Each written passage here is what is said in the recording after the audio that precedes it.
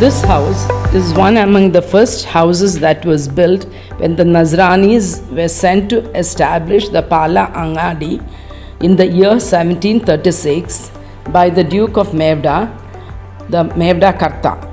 Angadi means a town. This house belongs to the Kottukapally family and is about 300 years old and was situated in the center of the Pala town.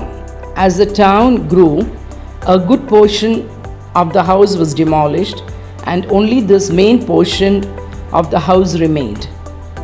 This is what you see here now. Fearing that this might also get demolished in the long run, we relocated the house from its original location to the present site in the year 2011.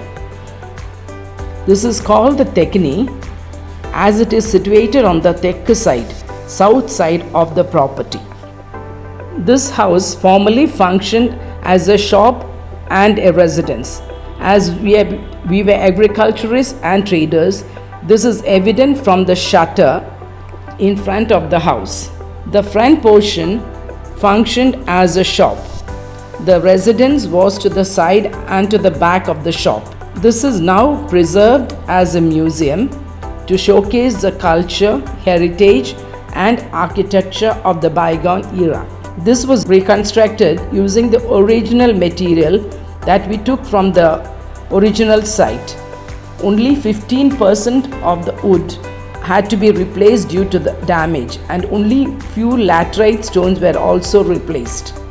This house had a thatched roof which was replaced with roof tiles in late 80s. It is constructed using lime mortar and finished with a plastering of lime and egg white. No paint has been used on this building. The floor was originally mud finished with cow dung mixture.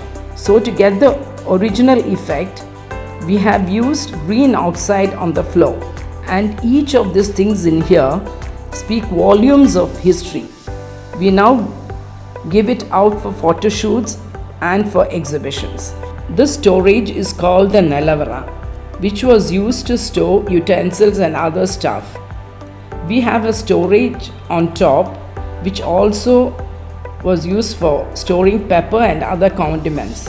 The center raised portion is called the Ara or the granary, where paddy, pepper and other valuables were kept. This protected the paddy from water and other pests.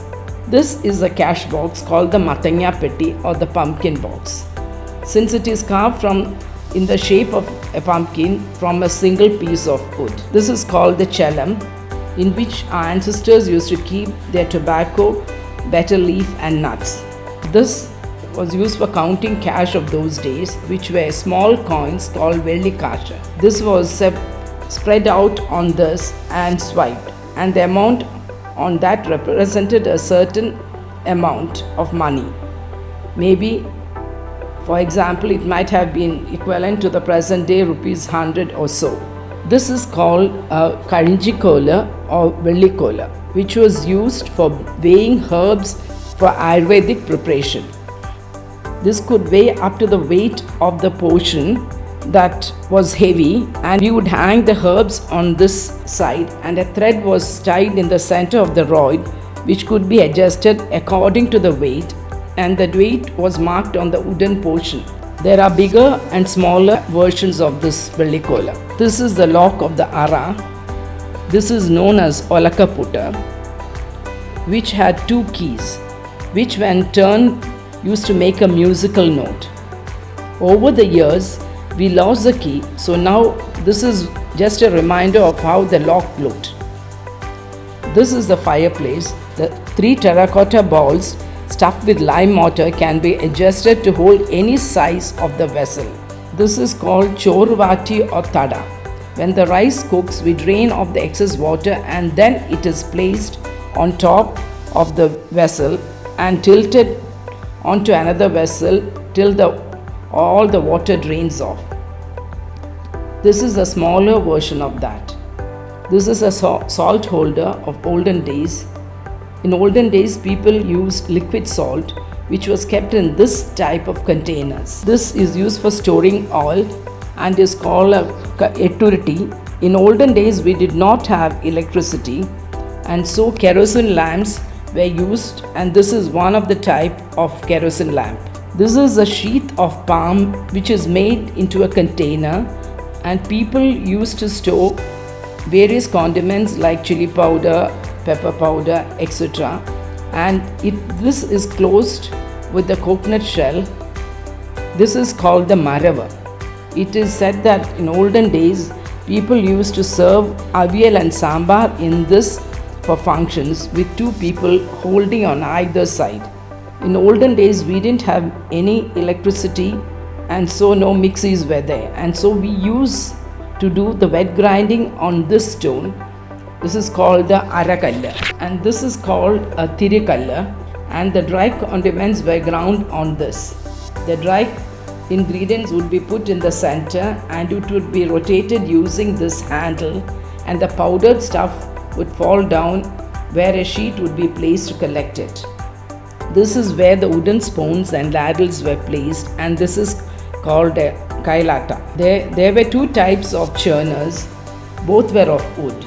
Curd used to be placed in the vessel, and what churns the curd and collects the butter is called the matta.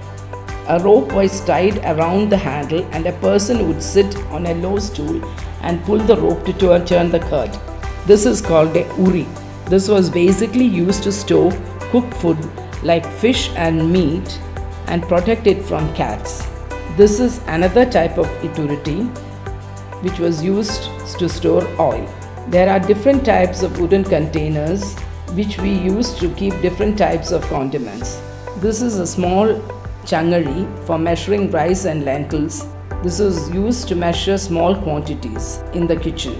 These are small stools on which people used to sit when cooking or cutting vegetables or churning butter, and they are called the korandi. There are various sizes of the korandi. This is a kindi.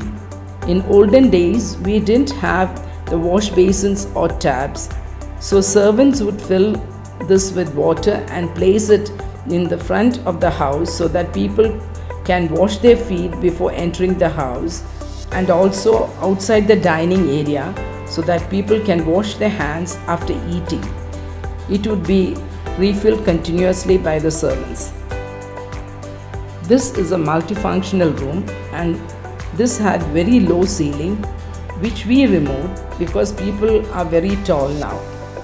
So this whole room had an extra storage space on top where mostly pepper was stored, and this would be accessed through this tiny door called the kilivadila, even if all the doors to this room were locked.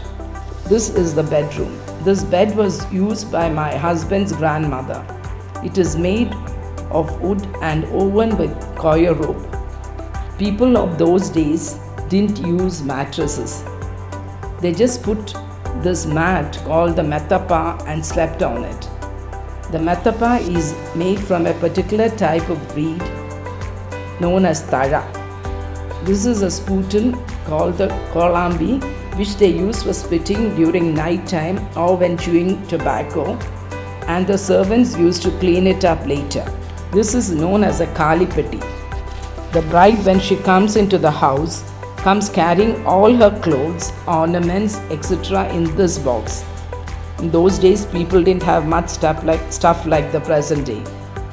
This was always kept in the bedroom. This is another type of kerosene lamp which was used in those days.